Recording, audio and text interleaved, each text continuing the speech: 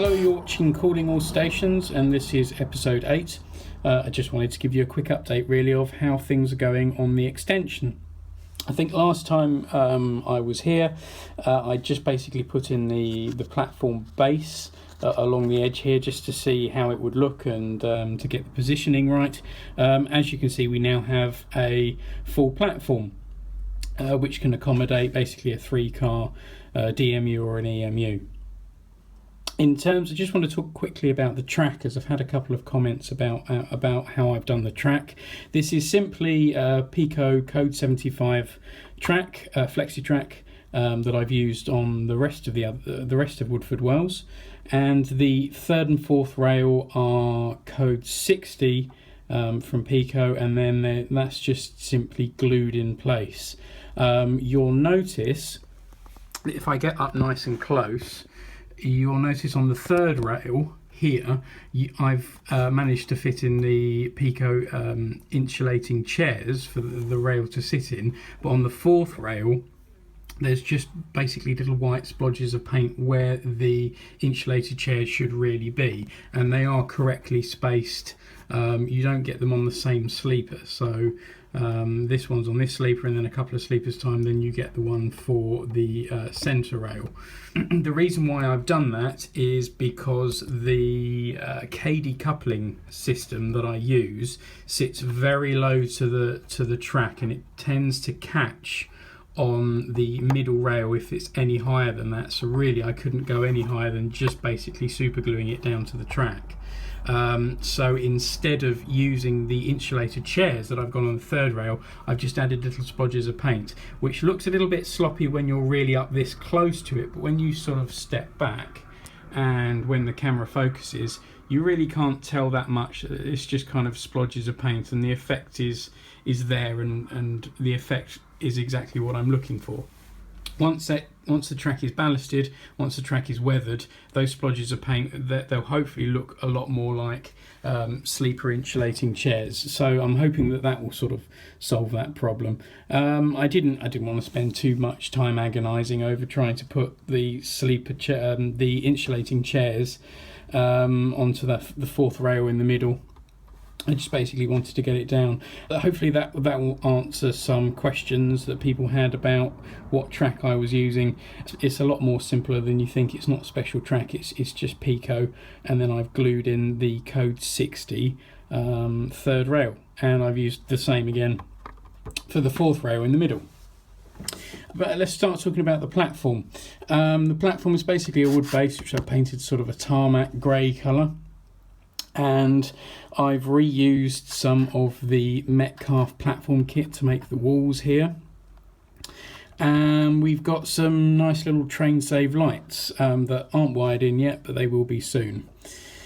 Other than that, what I've been spending most of my time on is this sort of area behind the platform here. And this, I took my inspiration from a guy called Steve Thomas on Twitter, who had a layout called Chalk Lane, I think.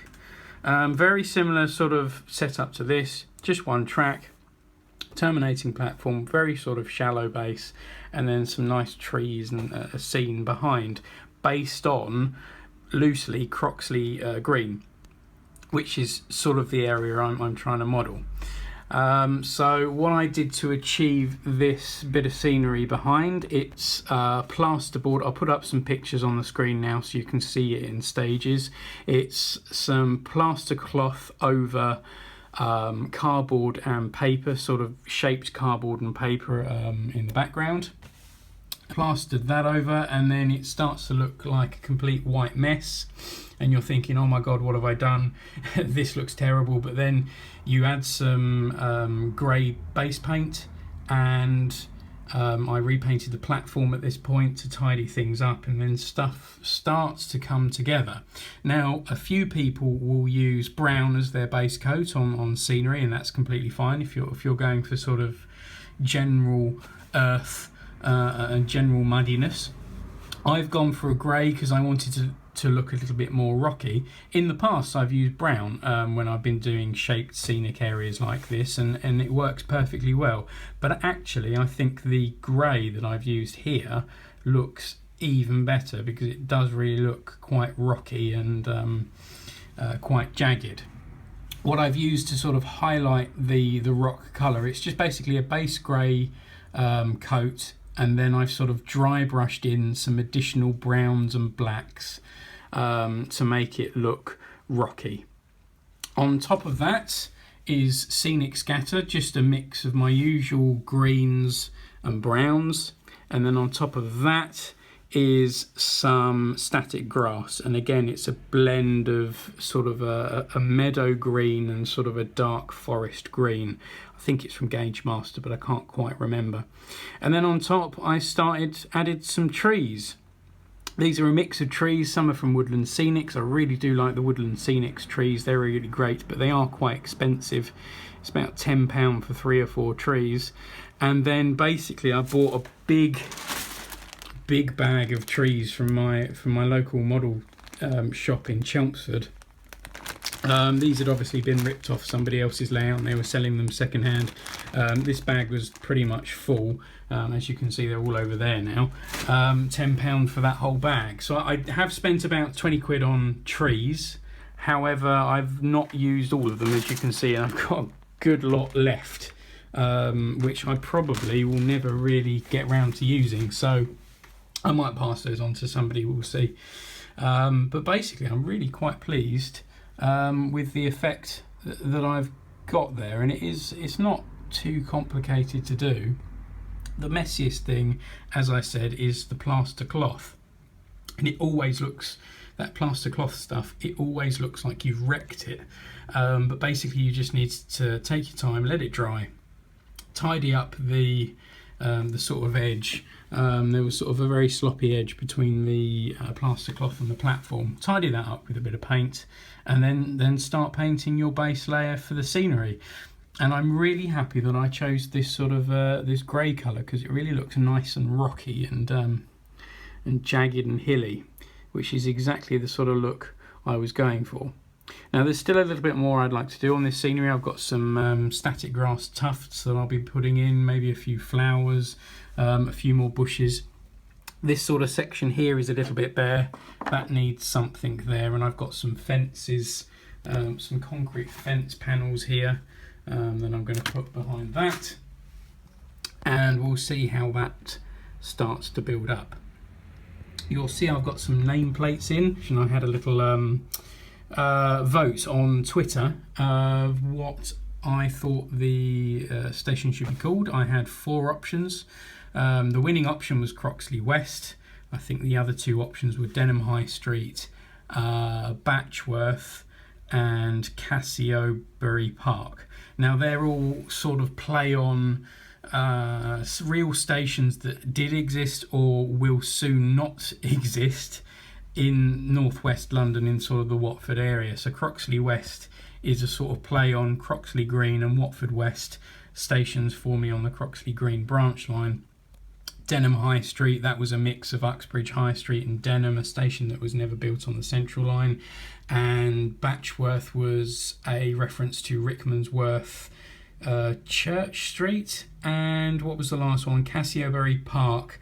That is basically the road or the area that is opposite the current Watford station, and that's of course going to get demolished when the Croxley rail link gets built. Well, not demolished. I'm sure they won't demolish the station building because it's probably listed, but it will be diverted, and the track bed on the Metropolitan line will probably be lifted there, I'm guessing. So I've put in these nameplates, Croxley West, and they've come out quite well. I did purely just design these on Microsoft Word. Actually, Word isn't too bad for designing little graphics. They're a little bit too big, I think, at the moment, but that's about as small as I could get them, where the text was still legible, purely because I was reaching the limits of what's possible with my printer. I may try and do those again slightly smaller, because if you put a little model figure with it next to it, the sign is even bigger than the model figure, and I'm not sure there are any roundels on the underground that are quite that big. Needless to say, it's sort of, you get the picture of what it's supposed to look like or what it's going to look like, and it looks rather good, I think. The posts are from evergreen plastics, and yes, they do need a little bit of weathering, a little bit of colouring. I will probably paint those grey. And to finish up, I've got this little pack board.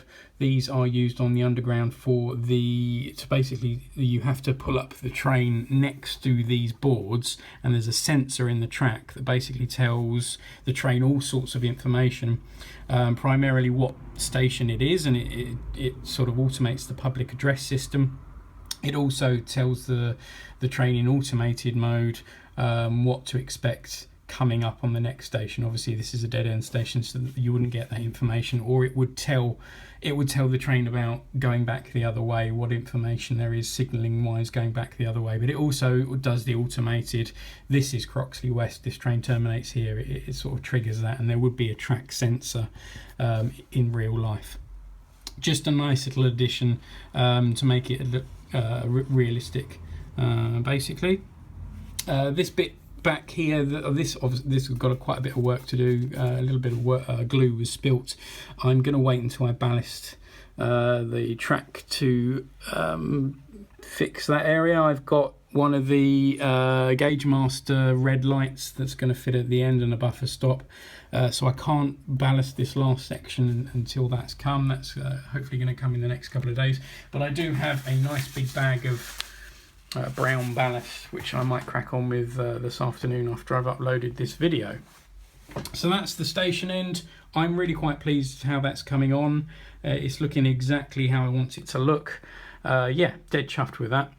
Let's move on to the other end of the extension. Just talk a bit briefly about the tunnel end, because again, I'm really quite pleased with how this is coming out as well. I've used these cable holders. These came from Radley Models, I think. Cost about £5 for a bag of, was it 25 or 50? And these little plastic posts that you just glue into place and then feed through some, I literally just fed through some wire that I normally use for lighting and the point motors and such, and literally fed that through, and it runs around into the tunnel, and then it eventually stops out of sight.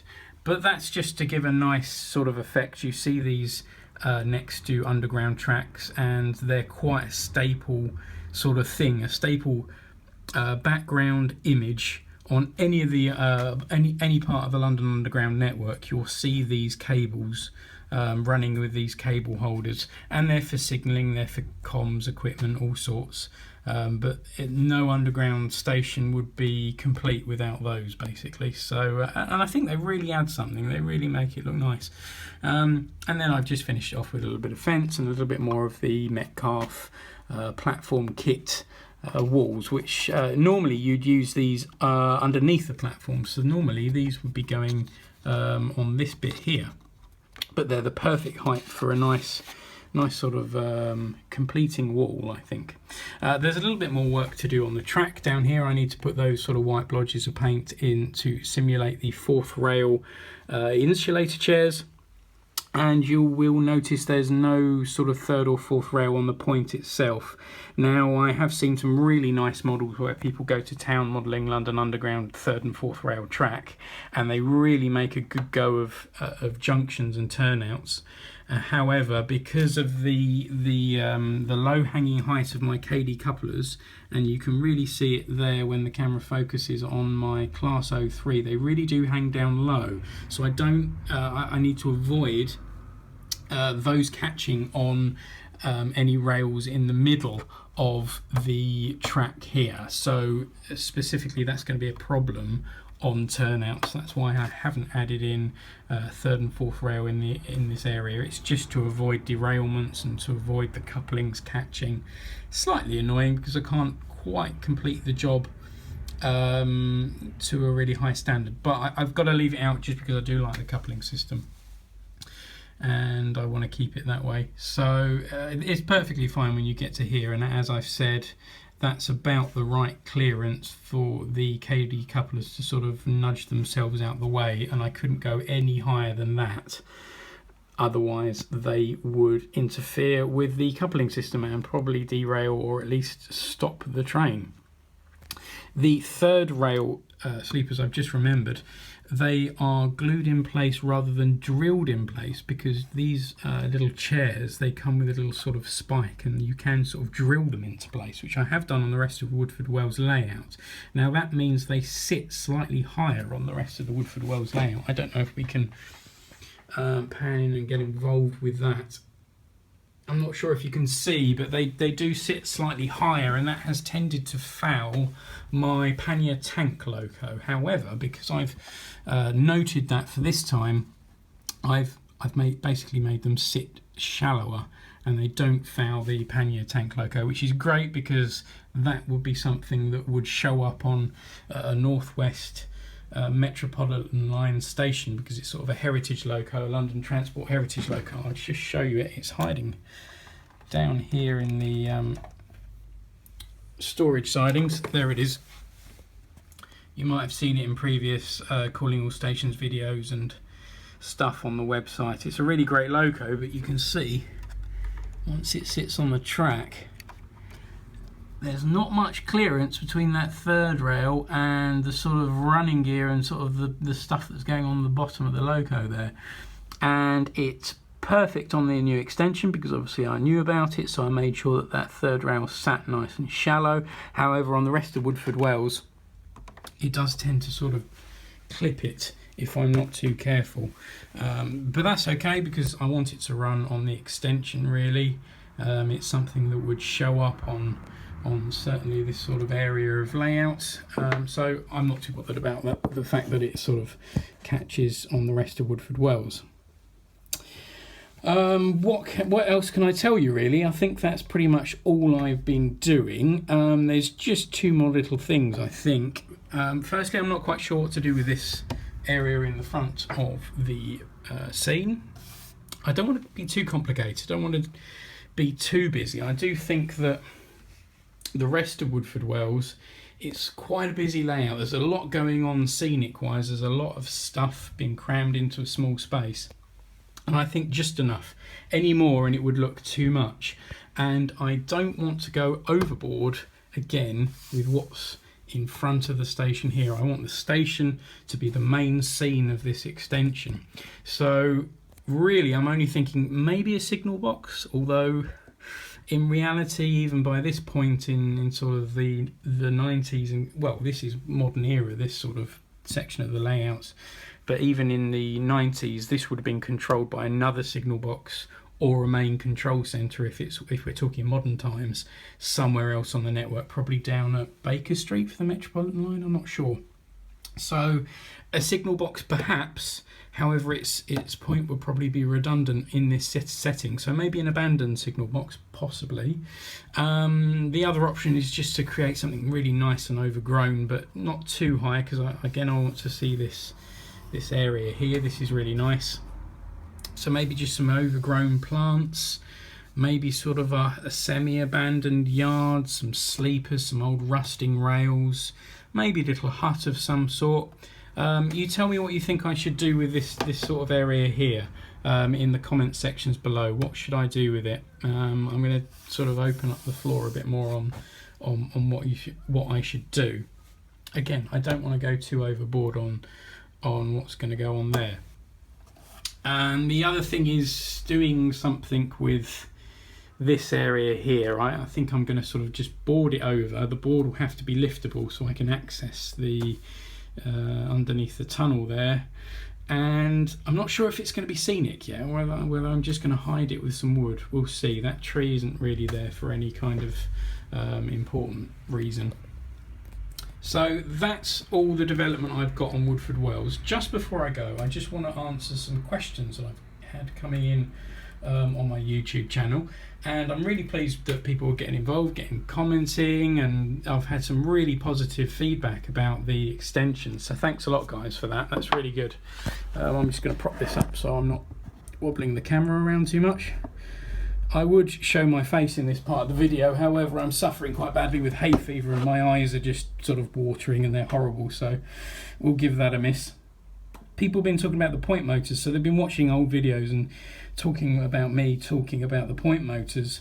You'll remember that when I reset the layout, when I turn it on, all the DCC Cobalt IP motors, they all tend to just reset themselves and do that centering thing.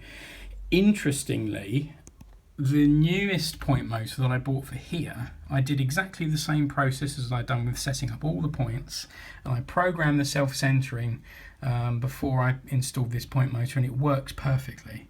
And I'm a bit confused because I tried that 100 times with all the other points on the rest of the layout, and they all still do their self-centering thing. And I'm not sure whether maybe I got a bad batch and there was some dodgy programming, but surely I wouldn't get sort of 11 point motors that are a bit dodgy. So I'm still not convinced I'm doing something right on the rest of the Woodford Wells layout. Now, I've read some comments, some people have showed me some videos, they've linked me to some advice, and I can honestly say, guys, I have tried everything that you've sent in. One question I have got for you though is, once they're installed like they are on my layout, and I do try and reprogram them once they're sort of all integrated and all wired in, will it let you do it when it's wired up to the rest of the layout, or do you have to unwire the DCC bus and plug it directly into your controller, so it's the only thing that's plugged into your controller? Because I've been trying to redo it recently, trying to reprogram these point motors to make them not self-center, and I'm wondering if it's because they're wired into the main DCC bus that they're not working. But I have watched all the stuff that you've sent me and read all the stuff that's still not doing it. So any more advice on that is always greatly welcome. Maybe it's because they're still wired into the rest of the layout. Maybe I need to just have them solo plugged into the controller and then try it. It might be something to do with the controller and the software, and the fact that by the time I did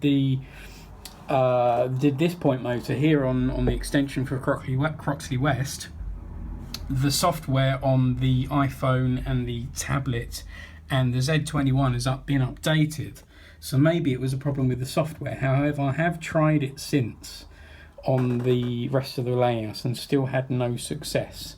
So anyway, let me know what you think. We'll get to the bottom of that, I'm sure, at some point. It is a big faff to sort of unwire the layout and get underneath it, so I don't try it too often. I kind of just live with it. Once you're up and running with the layout, it's not a problem, but if you do get a short circuit, it's annoying because then everything has to reset.